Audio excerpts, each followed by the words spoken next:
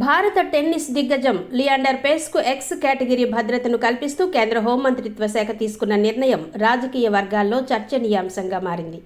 Bengal assembly ఎన్నికలకు ముందు ఆయన ఇటీవల భారతీయ జనతా పార్టీలో చేరిన నేపథ్యంలో కేంద్రం ఈ భద్రతా ఏర్పాట్లు చేసింది.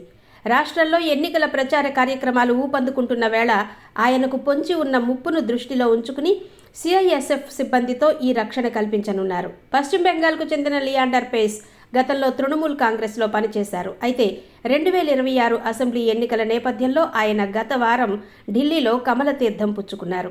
ప్రస్తుతం భాజపా ప్రకటించిన స్టార్ క్యాంపెయినర్ల జాబితాలో ఆయన పేరు కూడా ఉంది. కోల్కతాలో పుట్టి పెరిగిన పేస్ యువతను ఆకర్షించడంలో పార్టీకి కీలక పాత్ర పోషిస్తారని భావిస్తున్నారు.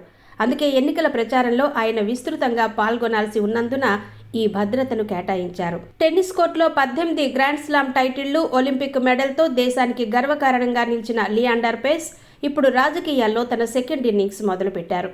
ఏప్రిల్ 23, 29 తేదీల్లో బెంగాల్లో జరగనున్న ఎన్నికల పోలింగ్కు ఆయన సిద్ధమవుతున్నారు.